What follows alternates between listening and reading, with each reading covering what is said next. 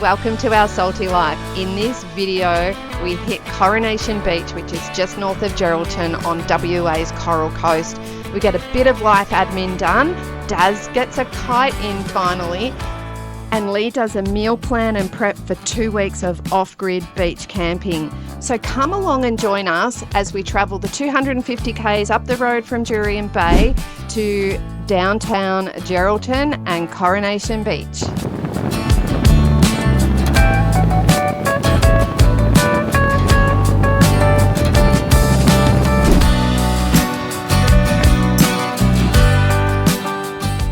So we're at Geraldton, and I love these RV-friendly towns. I think it brings so much to the economy for these towns when they make it easy for us travellers to come in. These guys have got this water point, so we're actually filling up now. And the beauty of this spot is that, so you've got potable water right here, easy access, specifically designed for caravans. And then what you've got is that around this car park is also caravan accommodation for free. So you can come into town, you can spend a bit of time in Gero, go and have a feed, go to the pub or whatever you want to do after a big long drive, and just crash here for free and stay the night. So you've got not only your water point, but down here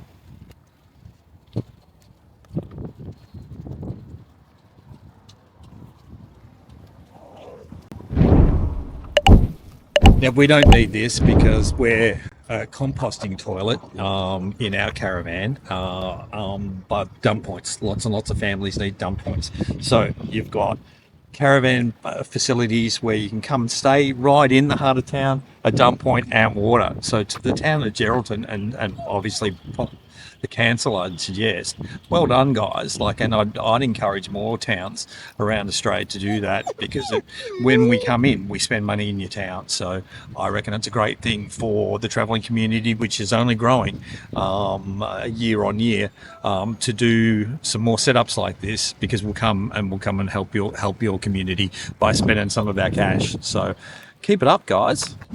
He's getting set up for few days out at Coronation Beach, staying at Coral Park. Have a look what Daz has got in his hand. That's not fair.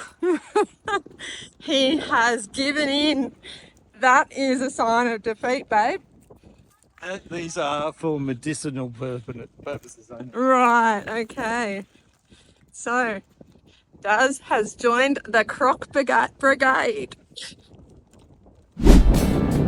So after filling up with all of those essential supplies, absolutely essential supplies, we hit the road and travelled half an hour north to Coral Park.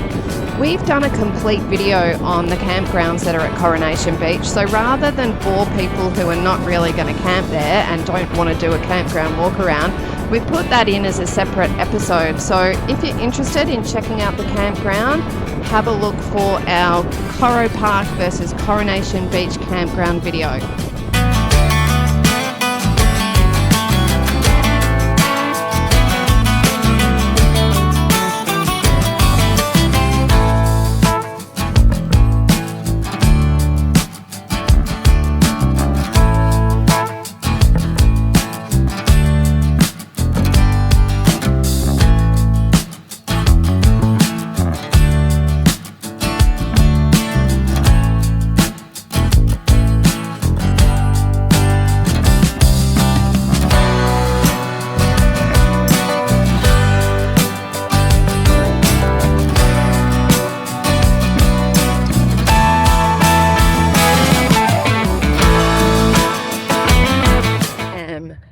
The gate biatch at your service.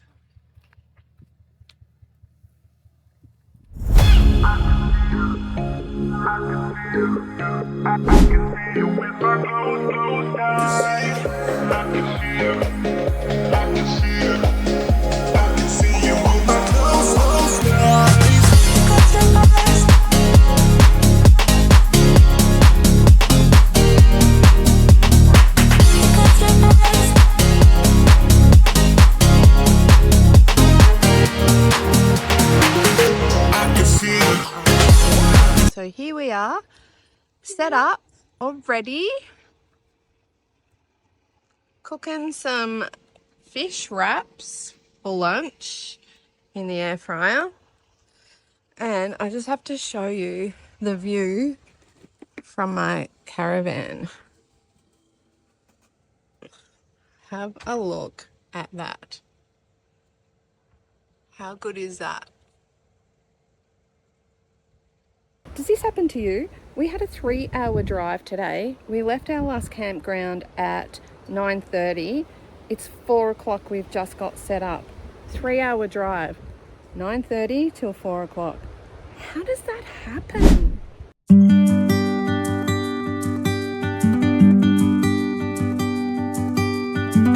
Don't wanna sleep tonight at all. Just wanna watch them stars fall. But you don't wanna try to make up dreams just to be seen.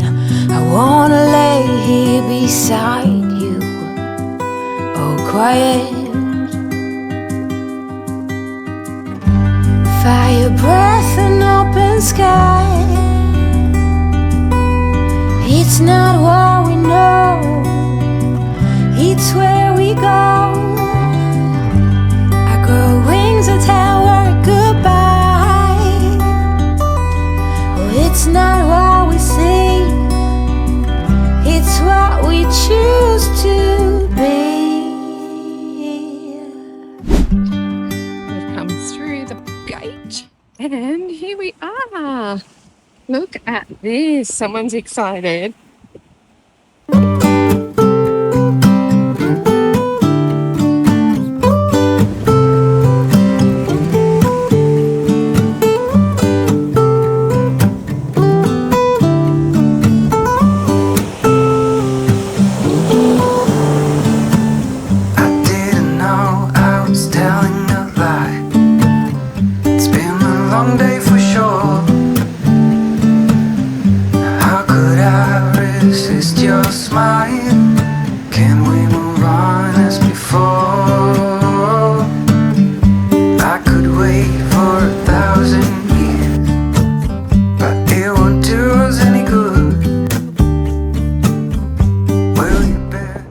And after carrying his gear thousands of kilometres, the conditions were finally okay for Daz to have a kite.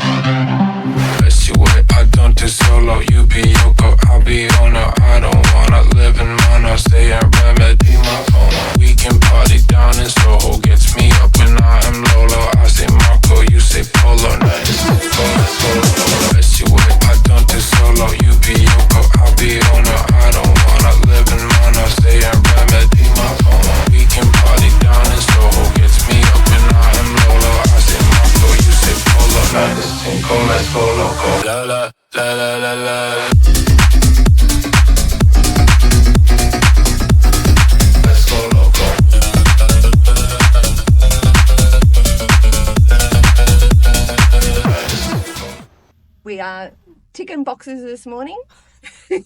We have got a day of maintenance today. We've driven in from Coronation Beach to Geraldton, dropped the boat off not the boat, but the motor off for its 3-month service. First service. Yeah, first service. And then we took Oz for a wash, so he's nice and wet in the back seat. Smells good. So we're certainly contributing to the economy of Gero, aren't we? Yeah. Went and had washed the car. I quite like this place. It's a pretty cruisy sort of place, and I guess we've been here a few times, and I've cut some laps around You here have before. cut some laps. Yep. And so now we are off to have some breakfast. It's 9 o'clock in the morning. So yeah, motor dropped off, Oz washed, car washed, ticking boxes. So we're heading towards, we think, Lucky Bay. Yeah, tomorrow. Lucky Bay.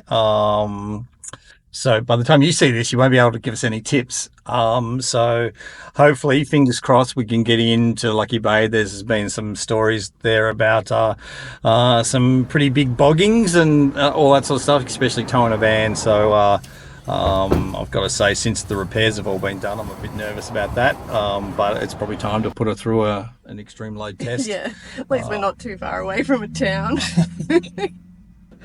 But all things good. Some insane weather. We've had a great time up at Coro Park, but you'll see that in the episode as well. I've got to stop saying I didn't know that I did it until we started doing this, and I'm trying really hard to stop it. So try and help me.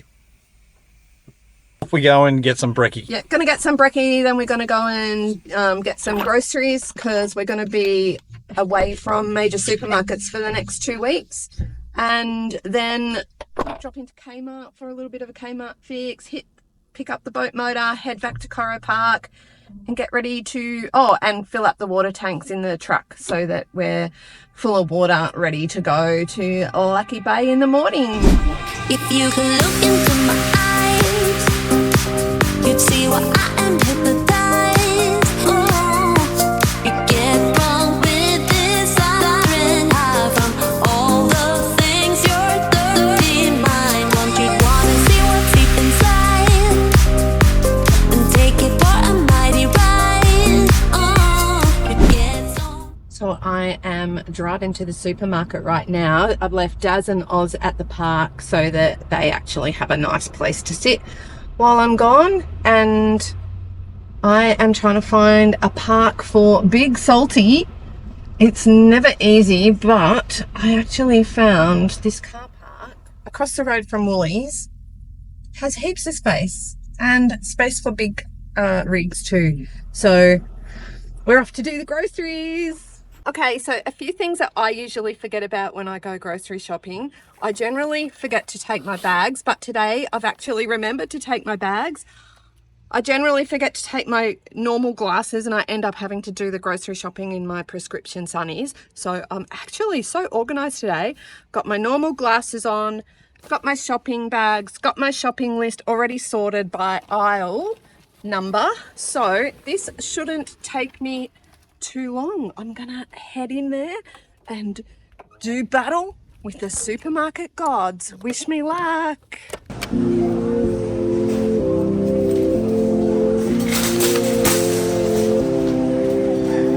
Let's go.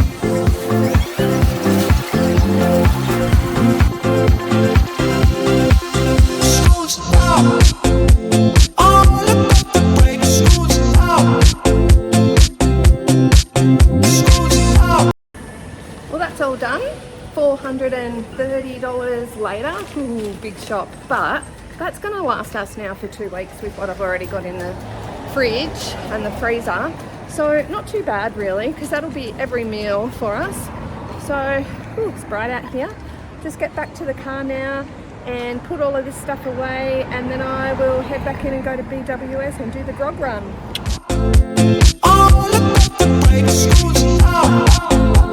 We gotta have a good time.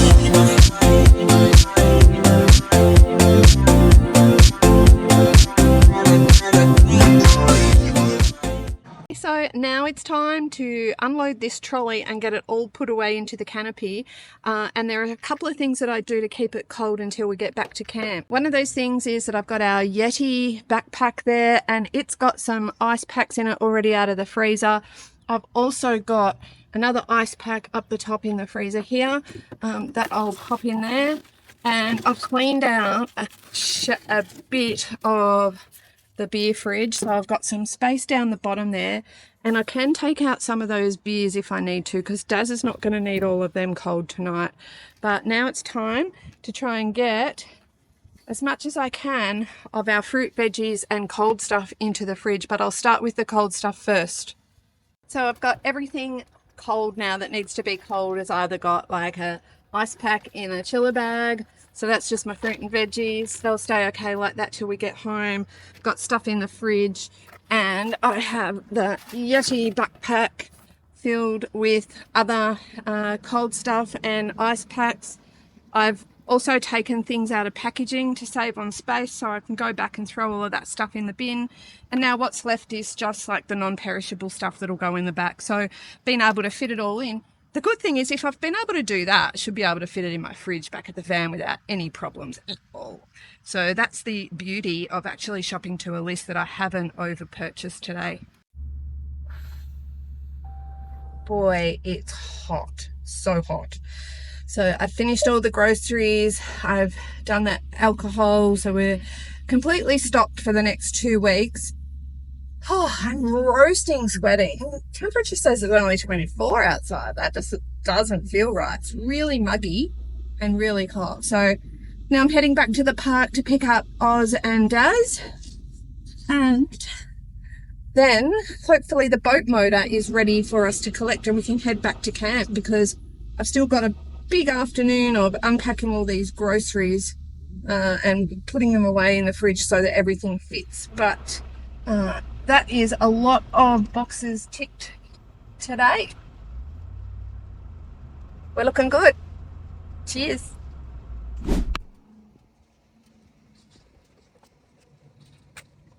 Yes. So what's one of the most important things that you need when you travel in Australia? Alcohol. That's right. Oh, no, sorry. Water. Water. It's super hard to come across. There's wiki apps. That's probably your best friend. Always look on that. Never pass water. That's a tip. The golden tip for travellers. If there is a water point and it's easily accessible, use it. Don't wait for the next town or the next town. Absolutely use it, unless you're really guaranteed that there's a really good spot. This is a great spot. So, potable water. This really shouldn't have to be said, but I've seen, especially backpackers, there's a dump point down there with a hose and water. Do not use it. For obvious hygiene reasons. If your stomach's good enough to drink out of a hose that's been stuck down inside a toilet cassette, knock yourself out. But mine isn't. So what we do, if you're building a touring vehicle, my suggestion would be try and put it in a water tank. If it's in your budget and it's in your weight limits, it's a great thing to do. So we run an 80 litre. Brad's stainless steel. Brad and the off-road creative team, they've now gone up to, I think it's 120, but you'll be able to check on their website. And they also they've also gone to poly, which is going to reduce weight even more, which is a really fantastic idea. Wasn't an option when we came through, but I'd go poly every time over stainless, just from a weight perspective. Another great tip. Hang on. Wait till you're back here. Another great tip. Get a little navigator bag or something like that and stock up, because you'll lose them. Everyone thinks that they won't, but you will. Well, I do. So, especially if there's a lot of people around and you're under pressure, you're trying to pack up, move your van before you take off. And it's really easy to just disconnect and forget your fitting. So, straight on.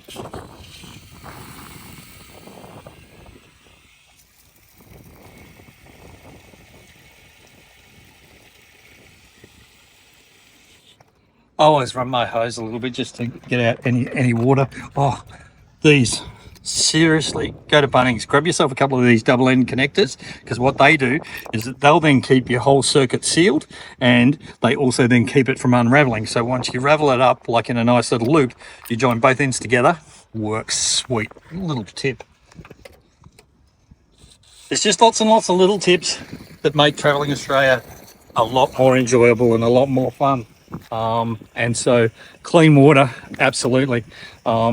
So we've never had any problem. We always use we've used this water point before, but we normally would use our water filter to fill this up, which is this one, just an inline water filter, carbon filter.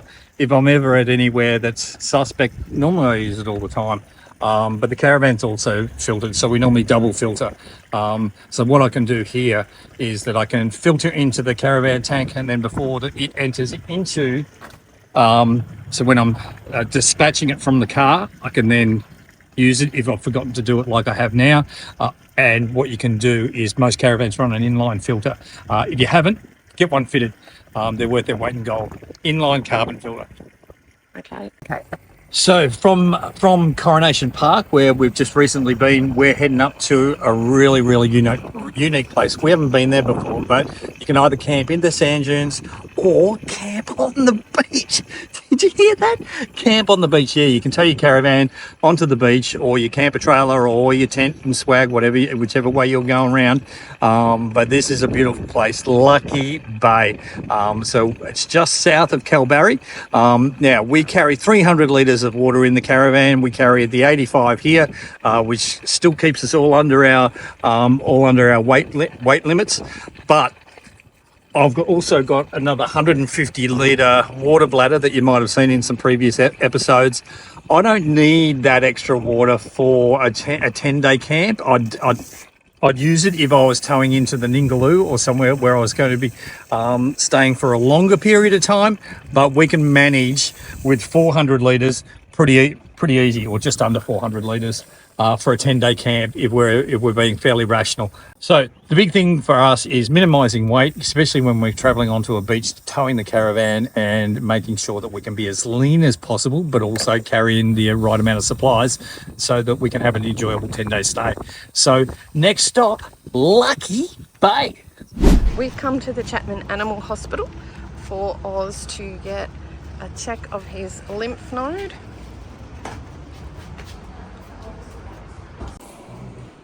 So Oz wasn't too keen on heading back into the vet after his experience of the last couple of weeks. In fact, he went straight behind Daz to hide.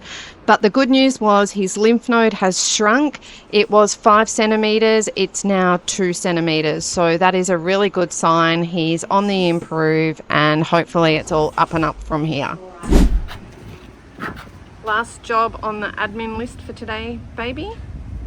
Go juice. Go juice. Filling her up, hey?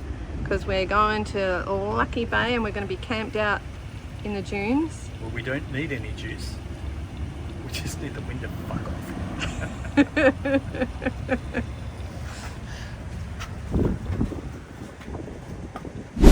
Guys, one of the things that you really struggle with is when you're full-time traveling is knowing where to go and get stuff serviced.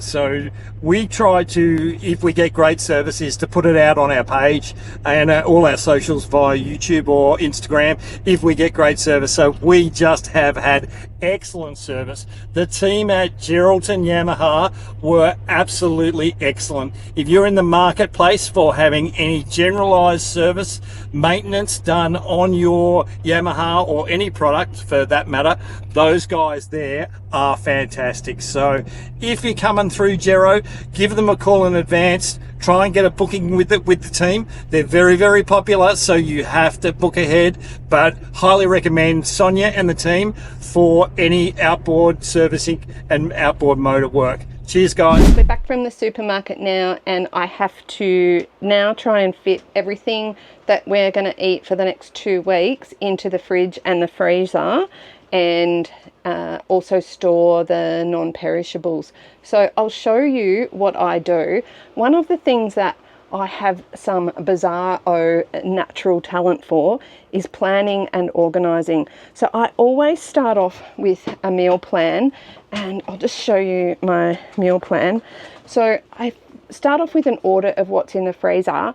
Then I work out what meals I'm going to cook for however many nights I'm planning for. So this happens to be a 14 night meal plan, and I've got all my old meal plans there so I can look through that for inspiration.